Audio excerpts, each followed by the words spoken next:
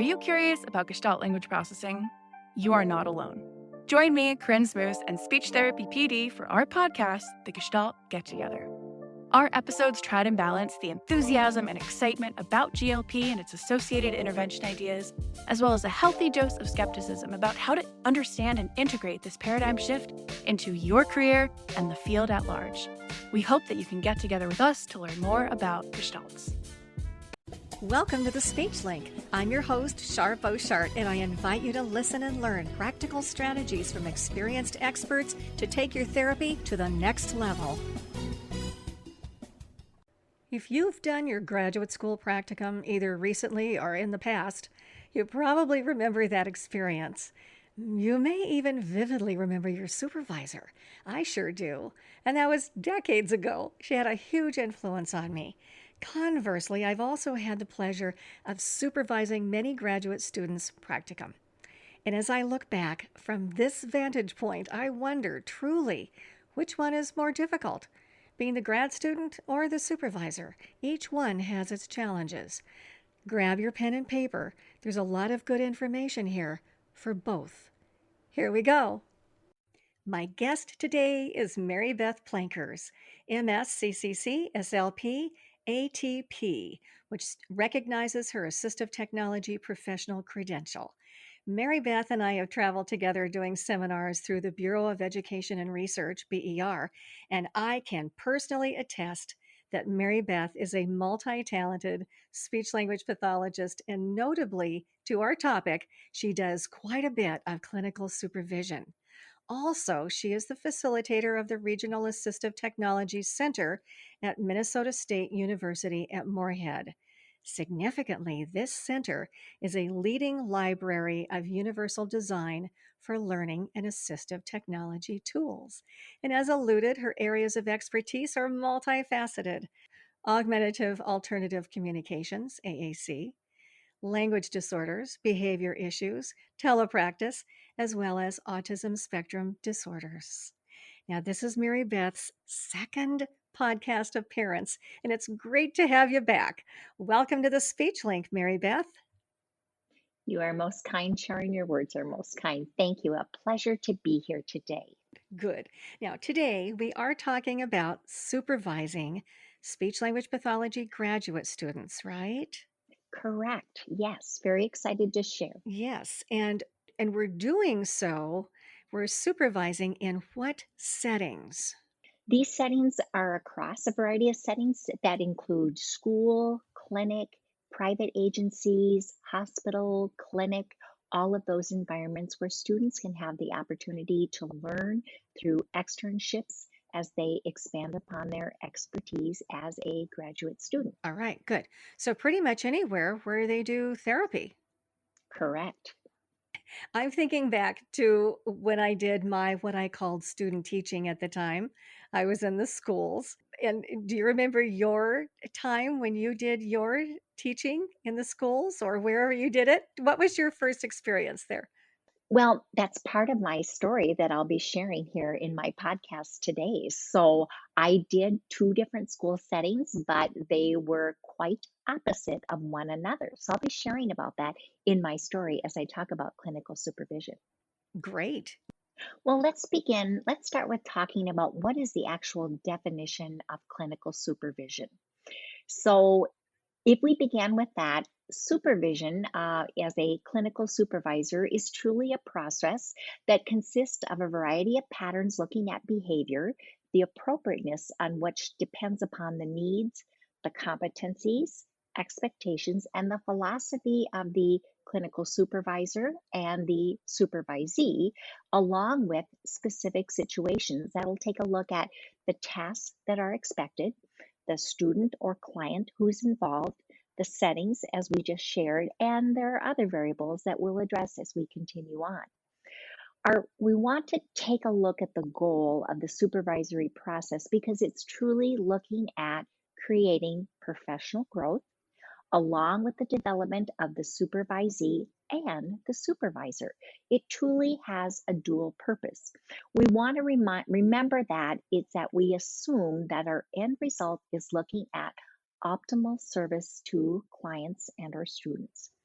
This professional growth and development of the supervisee and supervisor are truly enhanced when the supervision or the clinical teaching involves a self analysis and self evaluation, which I'll address here shortly. We want to think about that effective clinical teaching also promotes the use of critical thinking and problem Mm-hmm. solving. Mm-hmm. I don't know about you, Shar, but when I left my college or institution, I didn't walk out with the door with a cookbook recipe of how to be a speech language pathologist. But again, based off of my supervision was my takeaway to begin in the world of work. So I'm hoping to share my two roles that I currently share, and as you had stated, is I am a university clinical supervisor, and I've also been a supervisor in what now we refer to as externships or what we called practicum and internships. Okay. So we need to keep in mind ASHA, the American Speech and Hearing Association, has specific requirements. And when one is a supervisor, whether we're supervising through externship or through a university setting, that we do have at least 25% of graduate student total contact time with each of the clients or students that we're directly observing. That amount of supervision can be adjusted upward if the student's level of knowledge, experience, and competency warrants it. So I want to move over now to share about my personal story of my supervision. Yes. Tell us. The university that I was attending was under trimesters. So I was in my second to last trimester. So excited to get out in the world of work because most of my course clinical experience occurred on campus. And again, it's a very controlled setting. Our clinic was in the basement of a lower level. No light of day ever came through. So finally, to be out and about in the real world, I was so excited. I was assigned to a public school speech pathologist, and she had three settings. We had an elementary and two private school settings. So excited. Mhm. I had found out shortly before I began that she was coming back from a maternity leave. Met her the first day, and again, your level of excitement meeting, her first comments were, "Don't think this will be all fun." Oh, After umpteen years, I still can hear her, Shar, tell this story. And I thought, oh, no. as it continued, it was not a positive experience whatsoever. Mm-hmm. And it was like, finally, long story short, in the end, she gave me a notebook and a pen, and she said, "You need to write down some ideas that will make you a better speech pathologist." Hmm. And right then and there, Mm. I begged my parents to do another profession, look at something else. And my parents said, "Finish your last trimester and then we'll talk about it." Hmm. So this was now moving on to a full internship with ultimate dread, just the opposite of where I was when I started in the Yeah. second trimester. My last trimester went to another public school. It was a K-12 building. When I walked in the door, the lady said, "I am so happy to have you with me. I can't begin to tell you what awesome students I have. And thank goodness for her, Oh, I am a speech language pathologist to this day." yes. What a blessing. And Yes. long story short, she has been our clinical director at the university where I'm currently employed as a university clinical supervisor. So I Oh, started my gosh. career, and I think we'll be ending our careers together. What an awesome experience. And so, again, my parents were relieved, of course. I had a career, and again, it has been one of the most positive experiences ever. So, I had to be reflective. Why was that first experience so awful? I didn't know about this because since then I have become a parent myself. If there's such a thing as postpartum blues, Mm-hmm. that had to have been it. It had to. I I hope I hope things turned around for that speech pathologist and for the students she works with. Yes. But again, I'm so thankful that I had an awesome supervisory experience, which in turn has made me more cognizant of how I supervise graduate students in our field and in the profession of speech pathology. Yes. A supervisor is your influence. Yes. And not only are you learning about speech language pathology, obviously, but you're learning about attitude and you're learning about yourself Yes. as you work and you claw your way trying to find your way and how to work with the kids Mhm. and personalize and individualize and what techniques are best. And I remember my biggest concern as an undergraduate and as a graduate student in speech language pathology, I was always concerned about how do I translate or transpose the information that I am learning in these books and journals and listening to the lectures. How do I translate that into implementing and working with the kids or the adults? How do you do that? And the supervisor, in my estimation, is that transition person. Correct. Very well stated. So, from that experience, Shar, I personally have put together 5 guidelines that I'd like to share with you in regards for a supervisor. Okay, good. When I look at those guidelines, what is our role and responsibility? And again, I find all 5 of these guidelines will work across public school, hospital, clinic, private agency, private settings, in home healthcare services. I think these can carry over to all those settings because, again, as a clinical supervisor, we carry a lot of responsibility. But again, when I put it into perspective, there are 5 things that I think we need to provide. Okay. I'll mention all 5 and then I'll walk through each one just Mhm. briefly. My first one as a clinical supervisor is to provide guidance. Following guidance, we are guiding, we are modeling, we are giving examples, we hands on. Sometimes, for some, again, we see a wealth of medical issues that we come across no matter where we're providing services, Mhm. and guidance is needed, especially for graduate students. The next one is feedback, and I didn't realize how valuable feedback has been until I moved all my feedback electronically. Mm. I use OneNote, and the students, I see their lesson plans, their organization, and at the bottom, I give them feedback. And when they evaluate me at the end of the semester, 100% documentation. I really appreciated the written feedback you gave me following my session. Mhm. Good. Another guideline is supporting with tools and strategies. As a clinical supervisor, we have been in the trench. We have worked with a variety of individuals.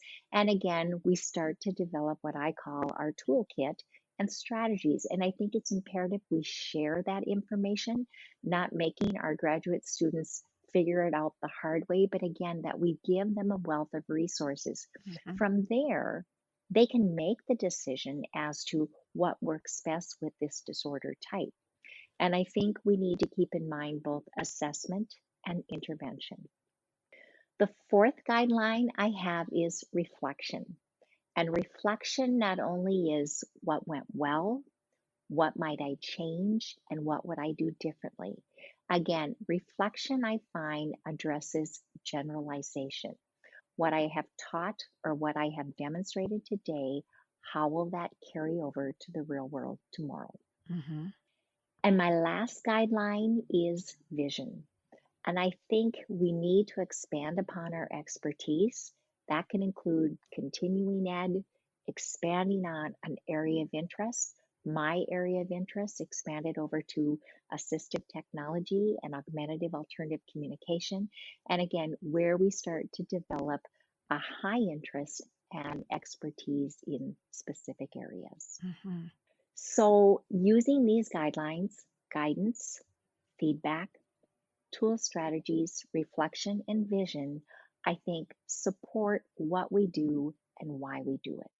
Excellent.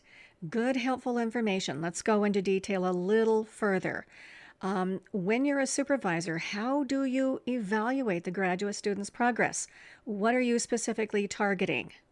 Yes, thank you for asking. We have what I use from the university is called Calypso, and then also all of our externship programs use the same rating. There are three areas that are evaluated. Graduate students are evaluated on their involvement in evaluation, treatment, and their overall professional involvement in their setting. So there is a rating scale of a 1 to 5. 5 is the best. A 1 would mean needs improvement. A 2 means increasing engagement. A 3 means they're meeting it. A 4 means they are exceeding. And a 5 means it has been met. And so again, it's a nice breakdown. We use this rating system at midterm, meaning about 6 to 7 weeks into a semester. And then so it's a midterm evaluation, and then we use it at the end of the semester. So then we have anywhere from 13 to 16 weeks total. This aligns with the supervision that is listed and documented through ASHA. And again, the language used in Calypso is the language used for clinical supervision through ASHA. Okay, because I was wondering, and I would imagine that you share this toward the beginning of your experience together so that the student is going to know how they're going to be rated. Correct. And it kind of lays that groundwork of here are the categories that we're going to be addressing. Yes, the students always have access to this so they can go in and look ahead of time of what they will be rated on. And here's the nice part. Students at midterm and at final go in and rate their own performance, and then the supervisor also rates their performance, and then a meeting is held where scores are shared. Okay. It'll also provide an opportunity for reflection, as I included in one of my notation of the 5 Right. guidelines. But again, it includes reflection so that if there are things the student should have more experience with, or should increase their use of, or make additional changes, any of that also may be documented in this resource of Calypso. Okay. Now, Calypso, what is that? It is one of my most favorite tools. Prior to, we did all this rating via paper pencil, and Calypso is where we have now an electronic resource for rating graduate students as clinical Okay. supervisors. So basically, it is an electronic resource. I know it is a paid resource, but I have been very impressed by it. Students are able to log their hours electronically in there, Mm, along with their evaluation. It's a one-stop shop, and I receive no benefit for talking right. about it other than to share it as a great rating tool again, and the fact that it aligns with ASHA's requirements is so Okay. helpful. So if we Google it, what do we do? Calypso rating scale or what? Yep, I would refer to it as called calypsoclient.com. Calypsoclient.com. Okay. I would imagine there's a fee involved, but we won't get into that. I have no clue what that involves other than the university pays. You just use it and you like it. I love it. I think that's really good, for the graduate student, but I think that also gives you some structure too. Yes, it is so efficient and time-wise. I'm sure my rating and evaluation time that I go through, and it's nice you can continue to access it throughout the semester. I mean, it's not a one-time you go in, but you can continually make notations as the semester continues on so that you're not doing all your work overnight or the day before, but that's how I utilize it. If a student has done an evaluation, I can go in and mark it. If there was something in treatment that I saw that I really liked or something I would recommend changes to, I can go into Calypso and make those notations along the way. Sounds good. Okay. Take me into some details. You can go into the evaluation, into the therapy implementation, anything along those lines, but give me some details as to what you say, what you do, what do you look for, etc. Wonderful. All right. So as we break it down and we're going to evaluate our graduate student, let's start with evaluation.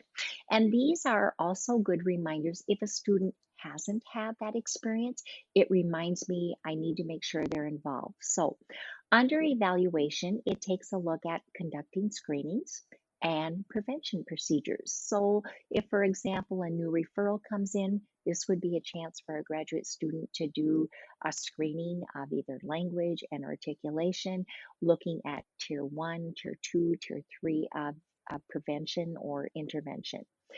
The other thing under evaluation is being able to take a good case history.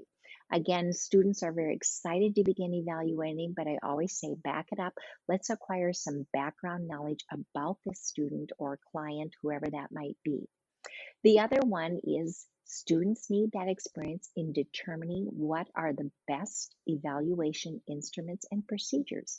And again, it's easy as a supervisor to say, choose this, this, and this. But again, they need that experience of identifying what would best determine good outcomes. The other under evaluation is being able to administer and score diagnostic tests. As you had previously said, Shar, students learn about those in their coursework, but it's one thing to learn about it in the coursework, but then to put it to practice. And here again, we evaluate that. In addition to evaluating, we sometimes have to adapt when we do evaluations. And again, it's always a learning curve for students. What do you mean? Not everybody sits picture perfect in a chair? No, you might adapt and provide a test under a table or in a hallway. Again, how to be flexible and adaptive during evaluation. Mhm. The other one that we target is having background knowledge of those ideologies and the characteristics for each of communication and swallowing disorders. And again, that continues to increase when I look at some of the little people that are coming out of our neonatal intensive care units.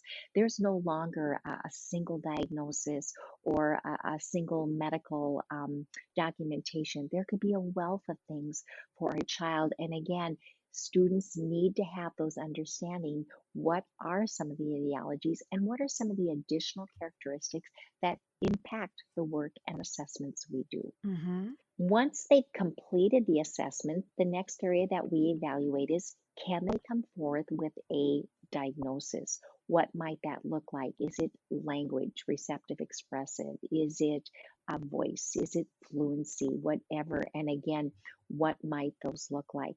And then once they've developed the diagnosis, what are the recommendations for intervention?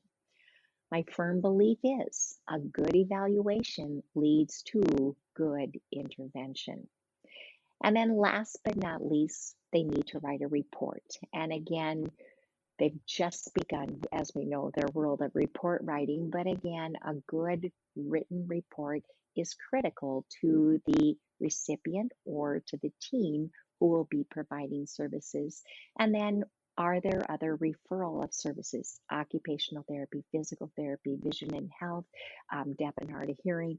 Who might some of those other team players need to be included for appropriate services? Mhm. All right. So this delineates the areas, and I'm thinking that we're all pretty familiar with these. Yes, Um, and some are more for the medical or even clinical worlds, correct. and to a degree, less for the schools.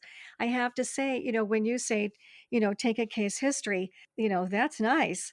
But a lot of times, you don't have that luxury to be able to do that unless you are able to meet with the parent and talk with that parent. So I know that there's going to be some modifications that have to be made, Correct. but those are all really good things to strive for. Yes. But there has to be modifications within each setting, I would think. And that's an excellent question. I've had a student ask me that who may be working in the school, and I'll say, if parent isn't someone available, what about teacher? Can the teacher give us background knowledge on the Hmm. student? Where are they at Hmm. performance in the classroom, or where are they at when making transitions within the building? Again, we want to think big picture And so that we make sure we have enough background knowledge to justify what we would use in evaluation. Okay, good. Now, specifically, are we expecting graduate students to come in and know how to do most of the diagnostics? Or are they observing the supervisor? And if so, how many times do they observe?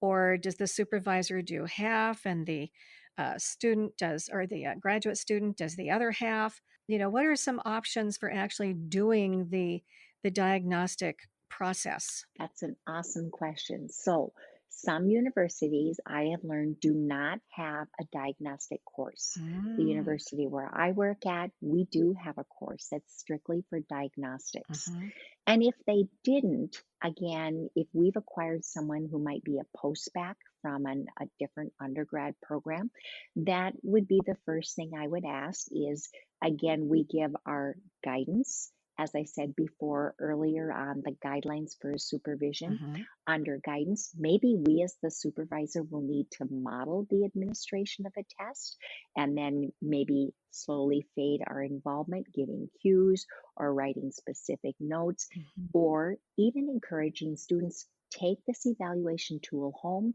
find two friends to practice with so mhm. that you can become independent. Most graduate programs run anywhere from 4 to 6 semesters over a two-year period of time. So again, I have great hopes that within those 4 to 6 semesters, they would have that opportunity to have that guidance provided by their clinical supervisor. I always ask my students, do you feel comfortable with this? Are there more tools I need to provide you for? Because tools and strategies was another one of the guidelines that I encourage for supervisors. Mhm. Because there's only so much that they learn in graduate school, in undergrad and graduate school, and now it's about implementation. Yes, true. But there's just still a lot of loose ends out there that they need to experience. So, okay, so are we done with the evaluation piece, the diagnostic piece? Yes, we are. Yes, yes. Should we move on to treatment? Okay, let's do it. All right. So, under treatment, and this is my area that I so adore because I do love doing therapy.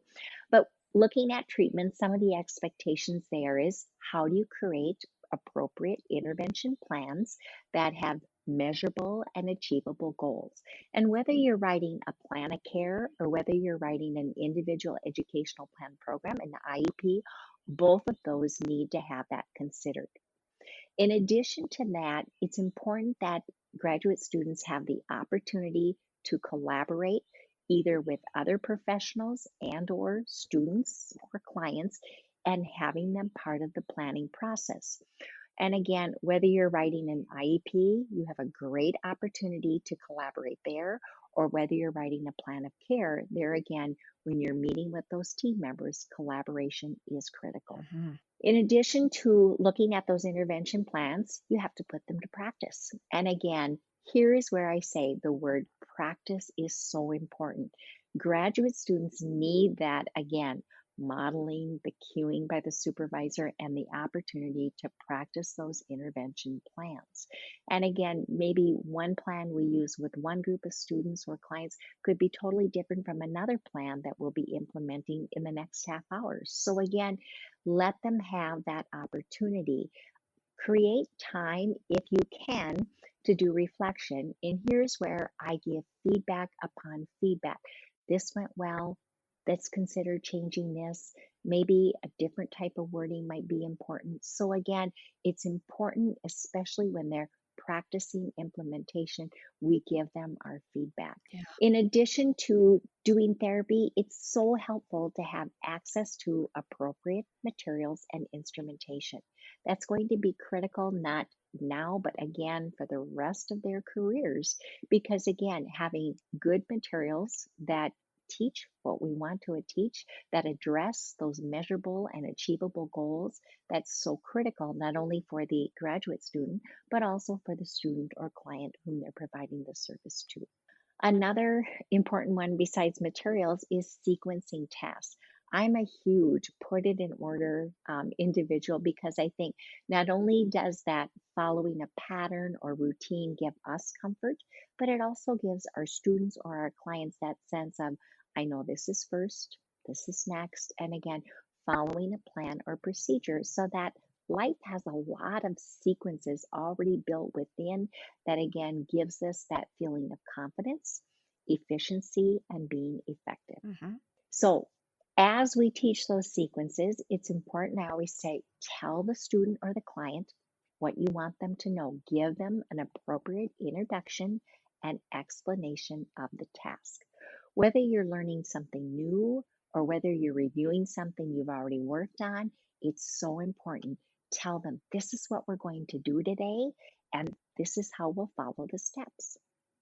Because from there, it then will allow the graduate students to measure the outcomes and evaluate if changes need to be made or continue if we can move on to other goals and objectives. Following that, as we measure data and evaluate, it's important that we give our students or our clients appropriate models, prompts, and cues.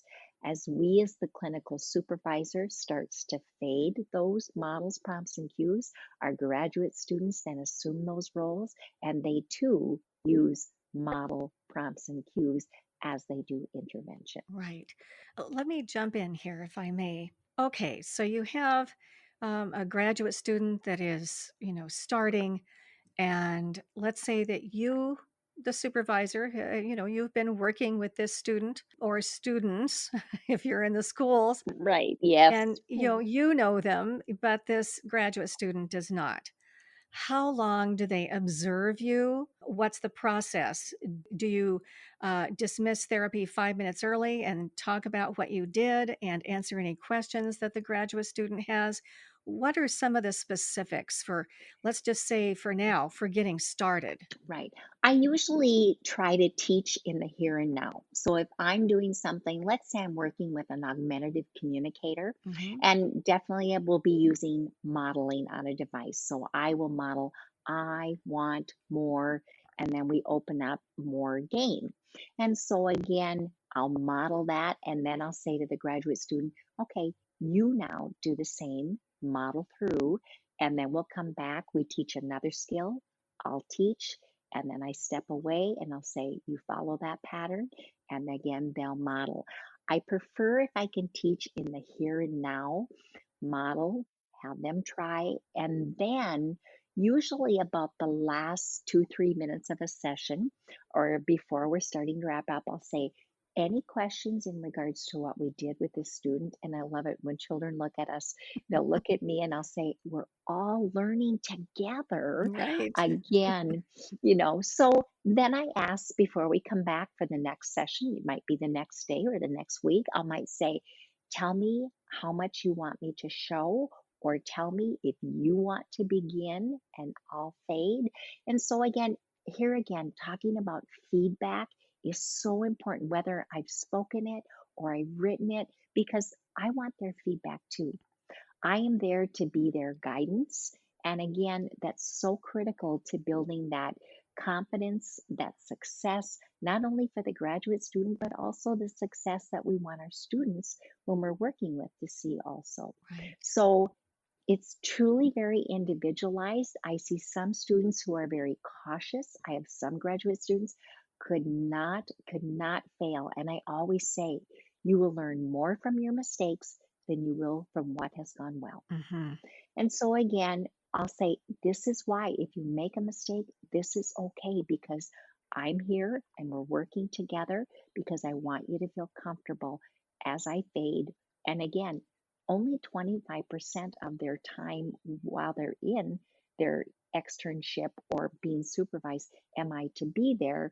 To me, for some, that's perfect. For others, sometimes they need more. And not that I can't provide more. You certainly can go beyond the 25% as a supervisor if needed. And it should be. It should be given as needed based off of the confidence and the competency of the graduate student. I'm thinking about the interaction between the two Hmm. and how important it is for the new potential SLP to get their feet wet Yes. and to experience a variety of techniques. And are you there and supporting them to try another technique? If they so desire, maybe they learn something in a class and they say, boy, I'd like to give this a try, or I read it in a journal article. Yes. Would you mind if I tried it? Are you open to them, stretching and, flying off a little bit on their own to try and determine what works for that child and for them? Yes. Oh, no. And that falls under one of my guidelines of vision. I want them to be reading about disorder areas. I want them Mhm. to be reading about evidence based practice. And I always say, you will never go wrong accessing the ASHA practice portal because there again, it will build your areas of interest and expertise. We are always looking for research and new interventions that again are evidence based for a student. All right, keep us going here. You have more for implementation? Okay. I will. All right. One last thing, and is last thing under implementation is looking at and identifying and preparing that student or client for services as needed. And that's going to be so important because again, what we do today will hopefully impact and generalize into tomorrow for our students. Hmm. So the last area, Shar, is professionalism. And again, that's an area that I think students begin to grow in. And again, it comes with confidence, it comes with experience, and it comes as they start to feel they develop an expertise in developing their background knowledge. So, you're talking about meeting with other professionals, meeting with the parents, those kinds of things, or maybe even if you're in the schools going into the classroom when we're doing such things. I know we're not doing that now, Yes, but are those the kinds of things that you're talking about? correct, correct. So just helping them build upon their demonstration of knowledge and being interdependent, having them start to make some clinical reasoning and demonstrate their knowledge. Most importantly, following federal, state, and institutional regulations, um, communicating effectively. That is so, and I always say, you are an SLP. We are good communicators, but how do we express that when we're doing an evaluation report or talking about an IEP, talking about plans or changes that we want to make for our students and clients? Um, I think the most important one that I so embrace is establishing rapport. Not only rapport with parents, colleagues, but definitely rapport with our clients and our students. And I always say, if there's anything that you should do first is build rapport because that builds trust. And again, trust builds greater communication. Exactly. I was reading Facebook the other day, and a therapist was saying that another professional in the meeting decided to read her report word for word. Ouch, ouch, ouch, ouch. And I think, yeah, that's an ouch. How do you approach that?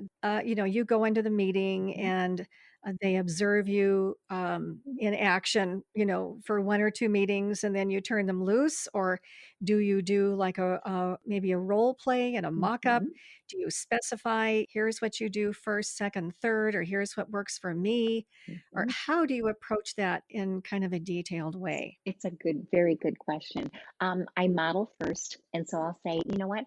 I'll present the report, and then I'll say, these are some of the rules of thumb. Number one, never ever read your evaluation report to the people at the table. That's rule one. Yes. Yes. Rule two, I'll Yep. say, if you feel like you're nervous about this or feel anxious about this, I always say, write just keywords down if you need that. Or other words, I keep a list, of things specific in my head that I want to share. And I always say, number one, start with something positive about this child. And there have been a few children where we've had to dig deep, but we can do it. There is a positive for every child, I promise. Sure, of Then course.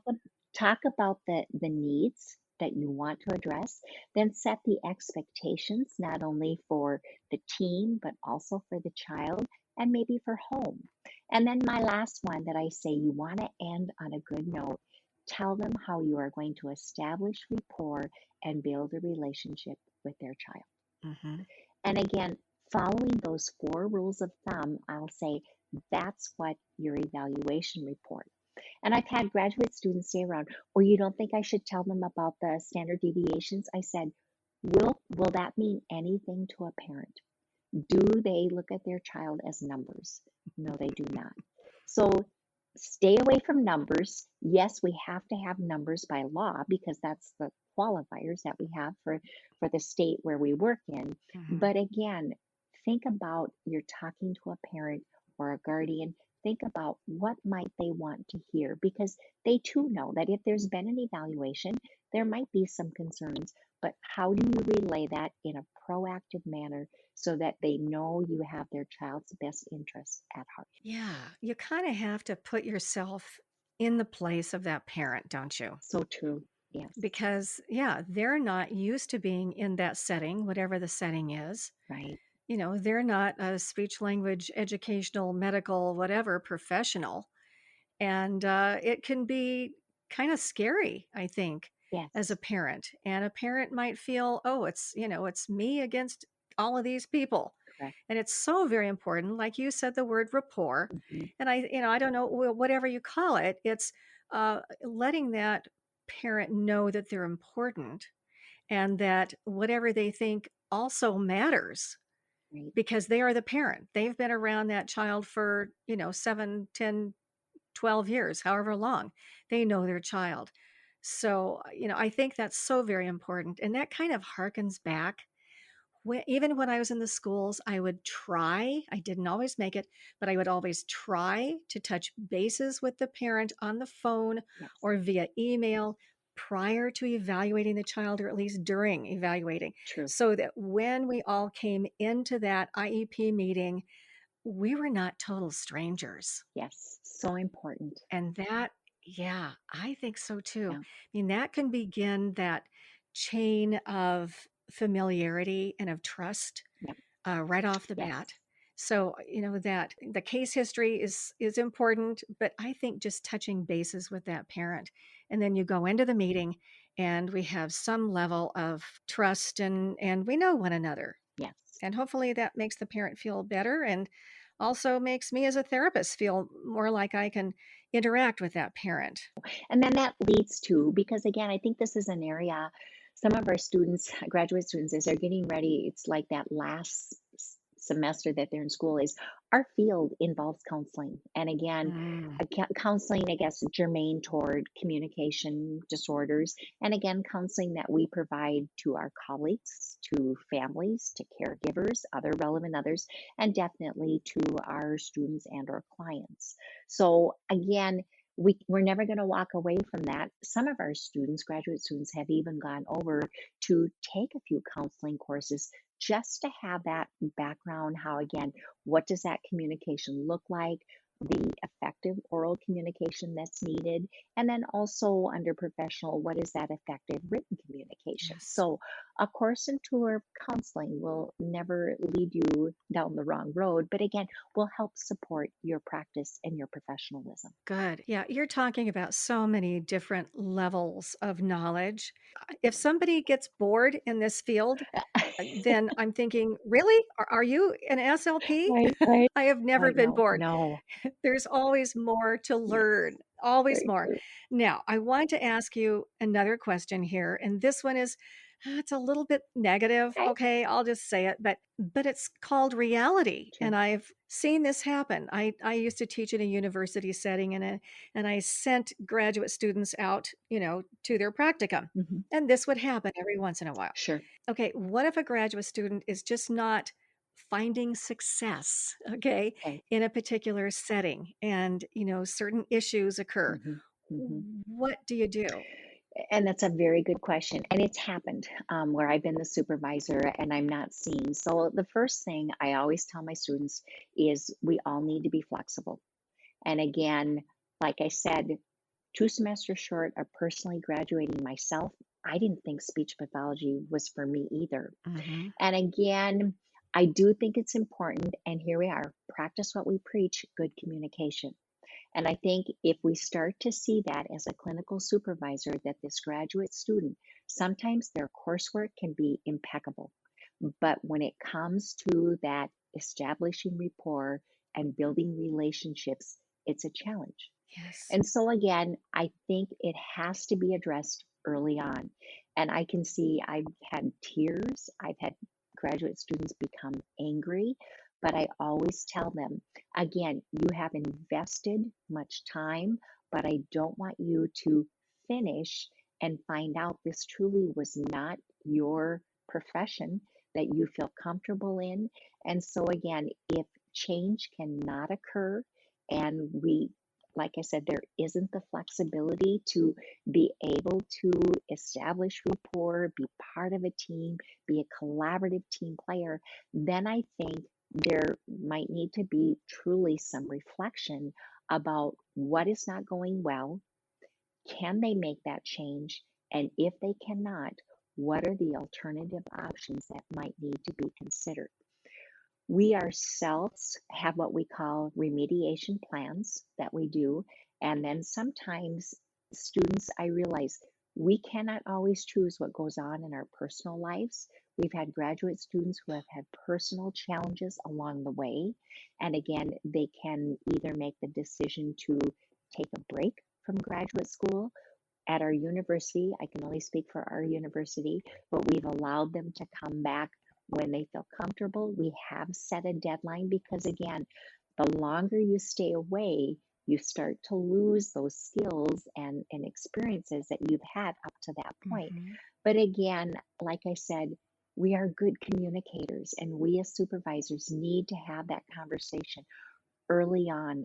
I've had students, share things, very personal things, and again, we speak to them in confidence, but there again, we are only there to help them determine, is this career right for them, or is there something else that might be more fitting to them with what their current education has brought them forth with?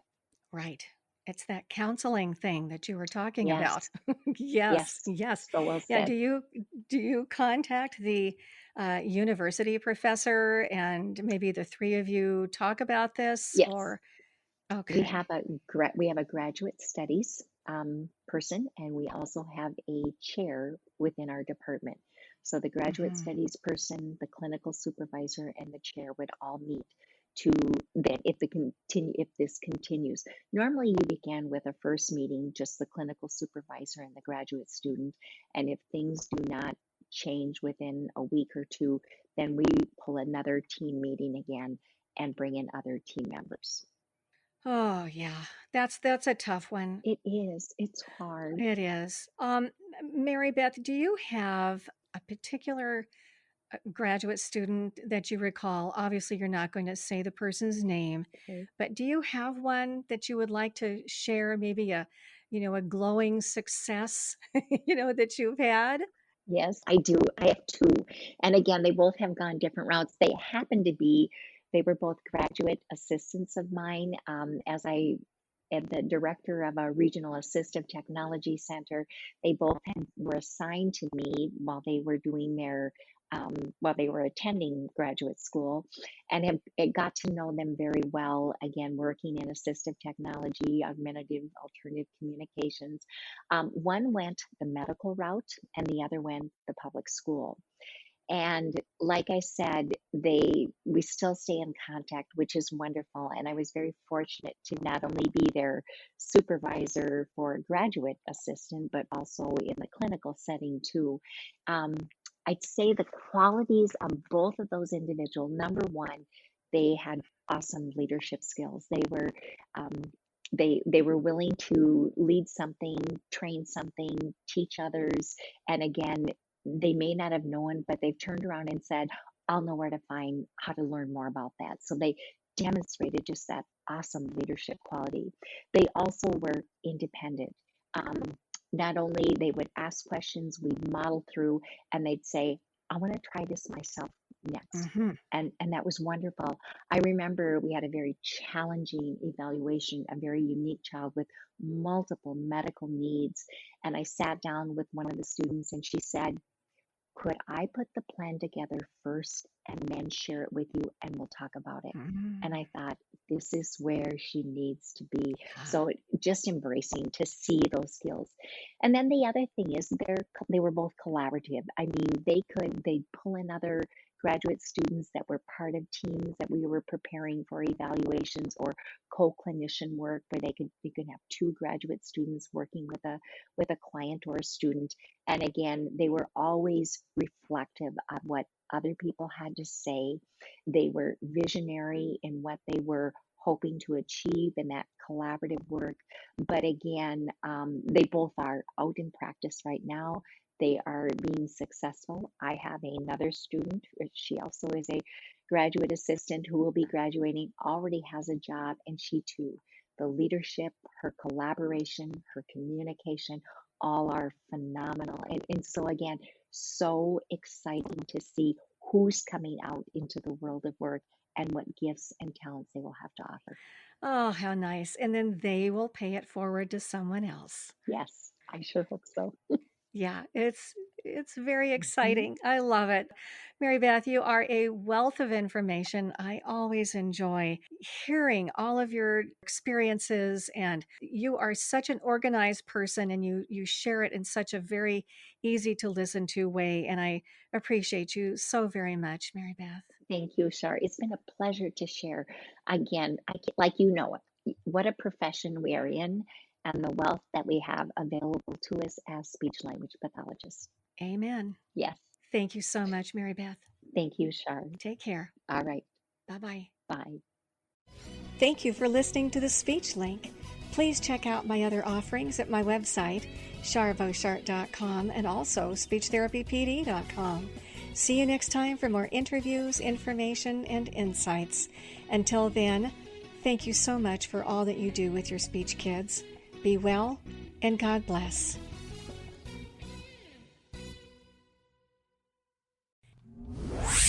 Getting a child to say a good sound is one thing, but getting them to use it consistently is another. Now, you know the Easy R program for getting the but what about generalization? Well, what about the new R speech practice audios? Kids love to practice them, and you quickly access them via QR codes. Go to speechdynamics.com to take advantage of the 40% off sale price. Do it now.